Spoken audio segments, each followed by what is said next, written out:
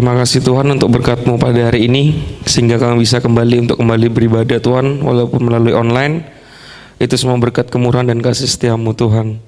Sebentar lagi akan memulai ibadah kami, kiranya Kau sertai kami, berikan kami kesungguhan hati agar ibadah yang kami lakukan ini menjadi dupa yang harum bagi Engkau Tuhan. Terima kasih, ini yang menjadi doa kami. Kami masukkan dalam nama Yesus Kristus. Haleluya, amin.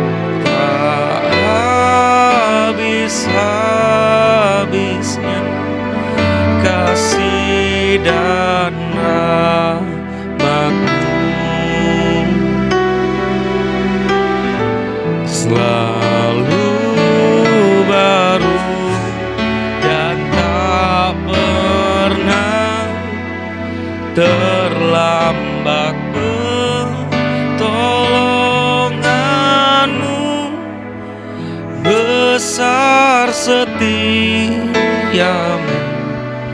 di sepanjang hidupku.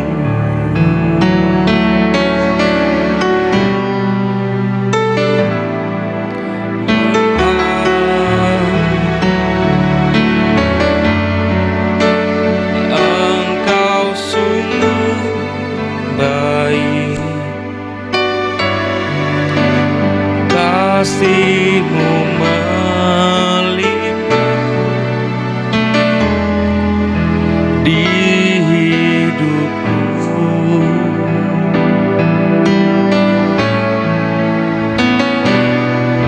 Bapa,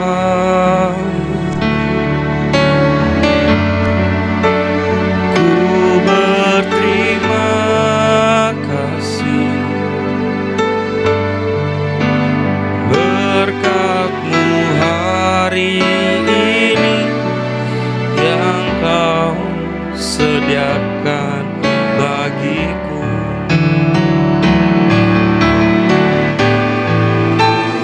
Naikkan syukurku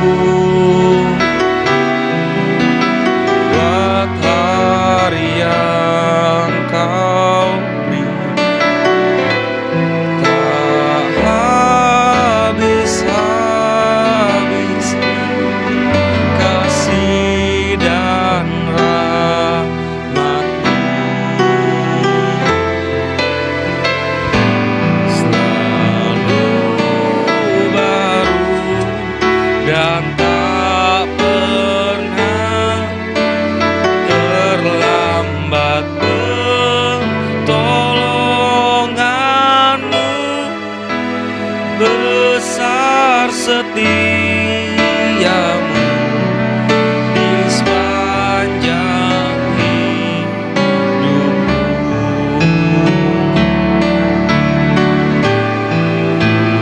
Naikkan syukurku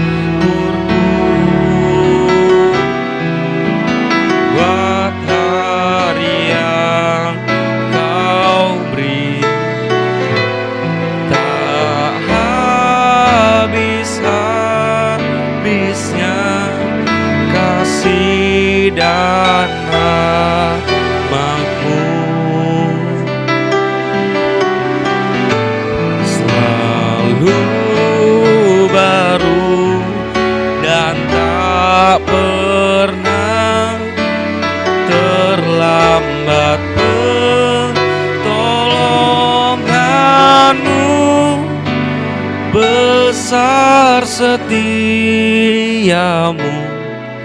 di sepanjang hidupku. Besar setiamu di sepanjang hidupku. Besar setiamu di sepanjang hidupku. Mari kita sembah Dia. Haleluya. Haleluya. Terima kasih Tuhan. Yesus Raja. Haleluya. Haleluya. Terima kasih Tuhan. Haleluya. Haleluya. Haleluya. Terima kasih Tuhan. Terima kasih Tuhan. Haleluya. Haleluya. Hanya Kau yang layak kami sembah. Haleluya. Terpujilah nama-Mu. Terima kasih. Terima kasih Tuhan. Haleluya. Haleluya. Haleluya.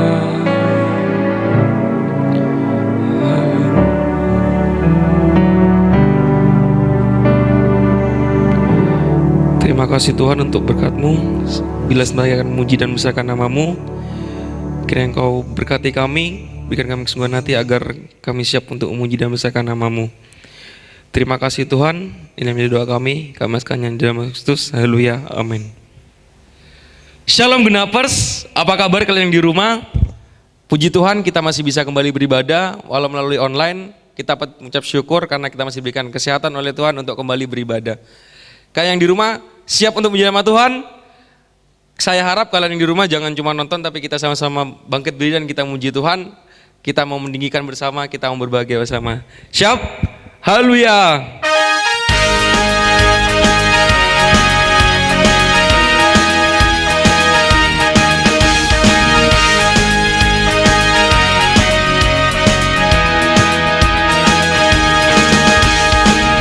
Tiada berkesudahan kasih setiamu Tuhan, selalu baru rahmat-Mu bagiku.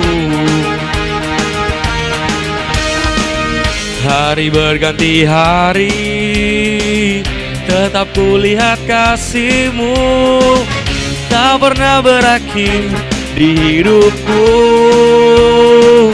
Tuhan Yesus baik, sungguh amat baik, untuk selama-lamanya. Tuhan Yesus baik. Tiada berkesudahan kasih setiamu Tuhan, selalu baru rahmat-Mu bagiku. Hari berganti hari, tetap kulihat kasih-Mu, tak pernah berakhir di hidupku.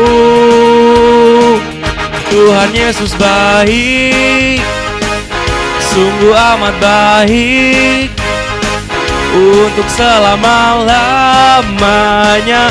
Tuhan Yesus baik, Tuhan Yesus baik, sungguh amat baik, untuk selama-lamanya. Tuhan Yesus baik, Tuhan Yesus baik, sungguh amat baik. Untuk selama-lamanya Tuhan Yesus baik. Tiada berkesudahan kasih setiamu Tuhan, selalu baru rahmat-Mu bagiku. Hari berganti hari, tetap kulihat kasih-Mu, tak pernah berakhir di hidupku. Tuhan Yesus baik, sungguh amat baik. Untuk selama-lamanya Tuhan Yesus baik. Tuhan Yesus baik, sungguh amat baik. Untuk selama-lamanya Tuhan Yesus baik. Tuhan Yesus baik, sungguh amat baik. Untuk selama-lamanya Tuhan Yesus baik. Untuk selama-lamanya, dari selama-lamanya sampai selama-lamanya Tuhan Yesus baik.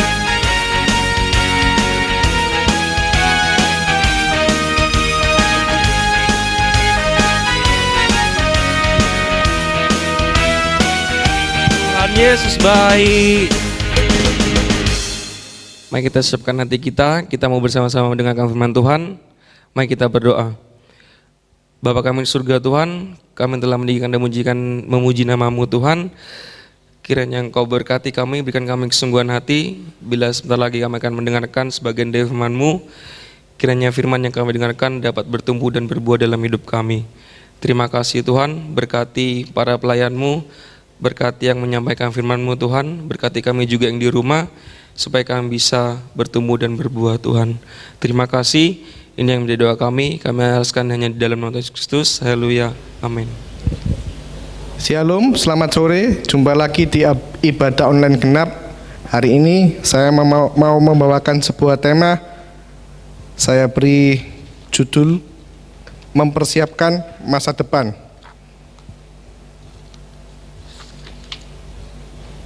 Masa depan kita ditentukan dengan apa yang kita lakukan hari-hari ini. Apa yang kita lakukan hari ini akan menentukan 5 tahun, 10 tahun ke depan kita akan menjadi apa. Karena kebiasaan kita adalah buah dari apa yang kita lakukan hari ini. Dan buah itu biasanya kita lakukan dengan yang namanya kebiasaan-kebiasaan. Kebiasaan-kebiasaan yang kita miliki itu cenderung ada 2 macam. Kebiasaan yang baik dan kebiasaan yang buruk. Dan setiap kita pasti memiliki sebuah kebiasaan yang rutin. Seringkali kita menganggap sepele setiap kebiasaan-kebiasaan kita. Kita menganggap enteng, kita menganggap remeh. Oh, itu udah sebuah rutinitas yang aku lakukan. Dan yang perlu kita ketahui bahwa selama kita hidup 40-60% setiap hal yang kita lakukan setiap hari itu adalah rutinitas yang sama. Contoh, kita setiap hari bangun pagi, berdoa, mungkin pergi ke sekolah, mungkin kalau sekarang sekolah online sampai siang, begitupun seterusnya berlanjut hari demi hari, minggu demi minggu, dan bulan demi bulan. Kita melakukan sesuatu hal yang rutin yang sama, dan seringkali kita meremehkan apa yang sudah kita lakukan hari-hari itu. Dan setiap kita, saya percaya setiap anak muda di tempat ini pasti ingin menjadi orang yang sukses. Mungkin kita bercita-cita menjadi atlet yang sukses, menjadi pengusaha yang sukses, menjadi murid yang sukses. Dan perlu kalian ketahui bahwa setiap atlet yang sukses, setiap juara dunia yang ada, mereka mempunyai kebiasaan yang sama yang mereka lakukan setiap hari. Profesor yang sukses mempunyai kebiasaan-kebiasaan yang mengantarkan mereka kepada kesuksesan mereka. Atlet-atlet yang sukses yang memenangkan setiap perlombaan-perlombaan yang besar mempunyai kebiasaan-kebiasaan rutin yang mereka lakukan setiap hari.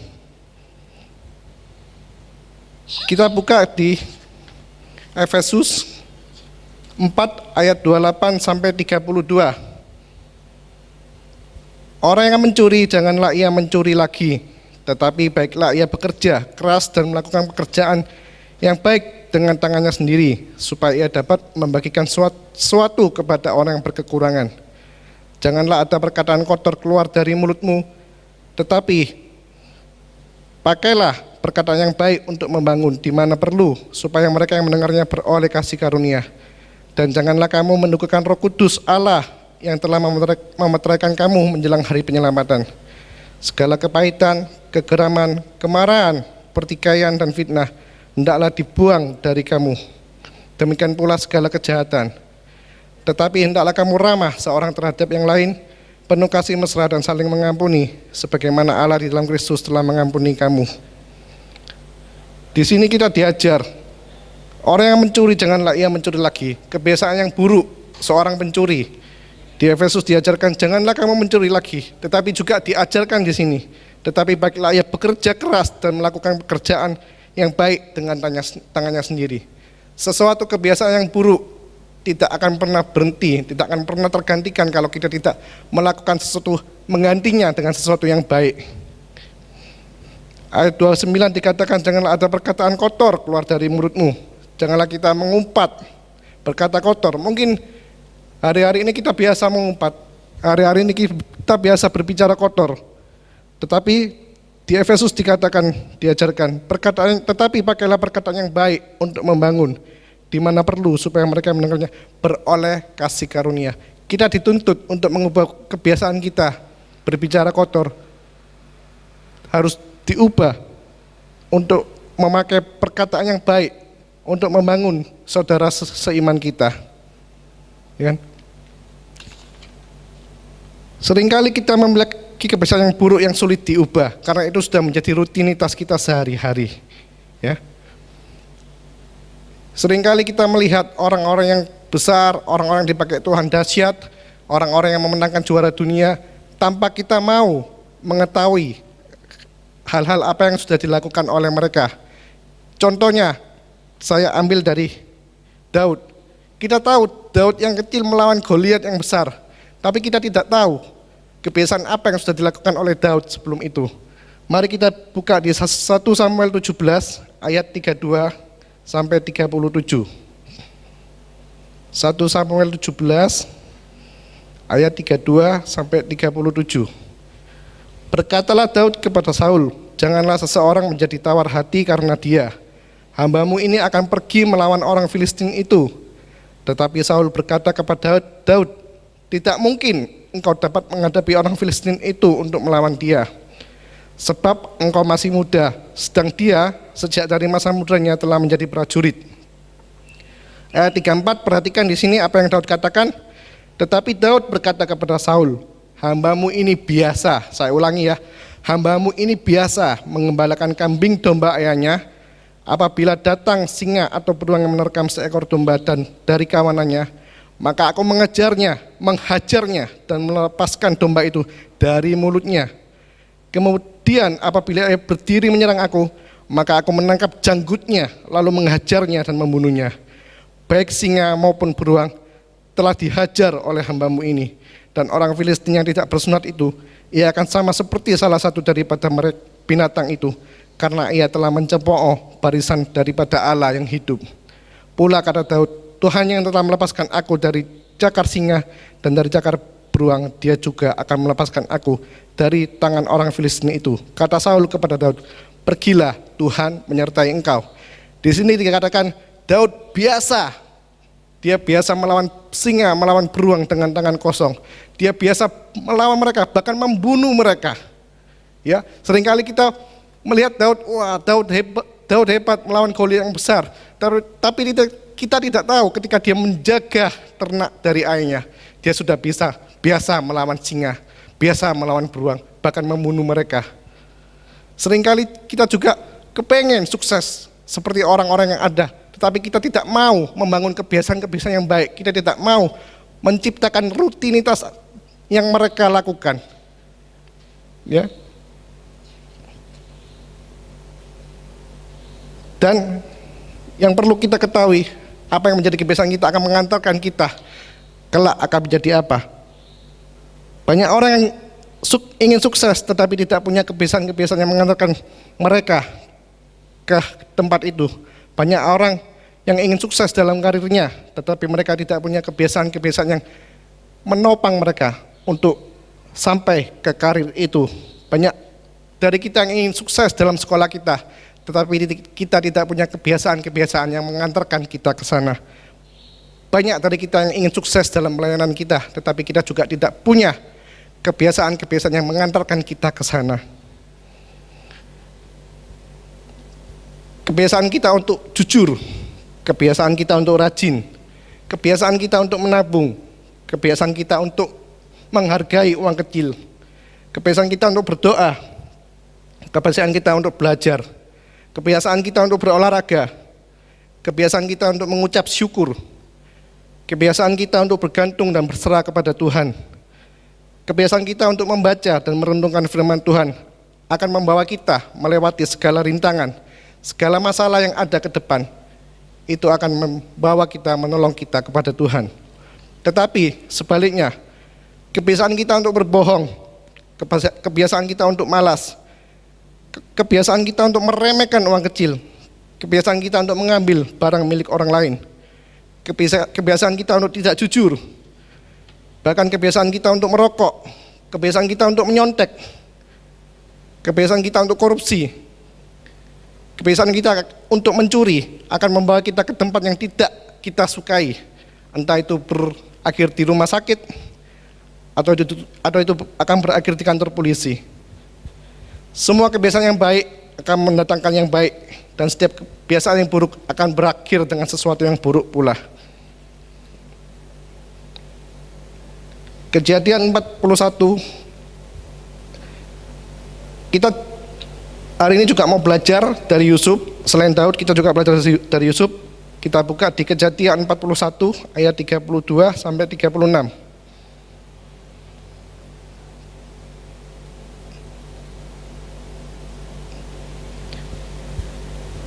Kejadian 41 ayat 32 sampai 36. Sampai 2 kali mimpi itu diulangi bagi tuanku Firaun, berarti hal itu telah ditetapkan oleh Allah dan Allah akan segera melakukannya.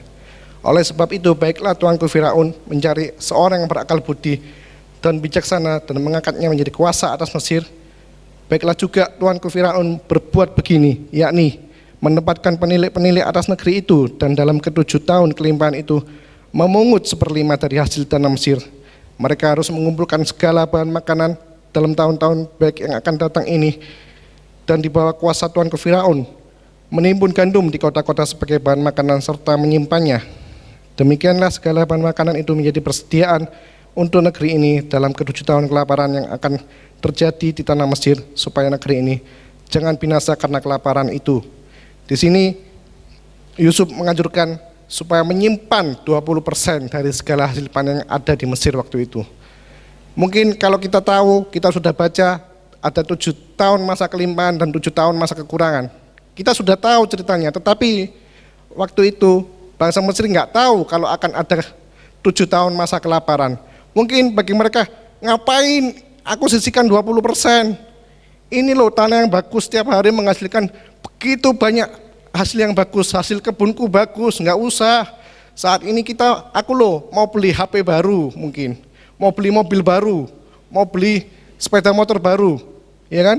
Nggak gampang untuk menyuruh mereka, tetapi mereka melakukan rutinitas itu, mereka menyimpan 20% selama 7 tahun.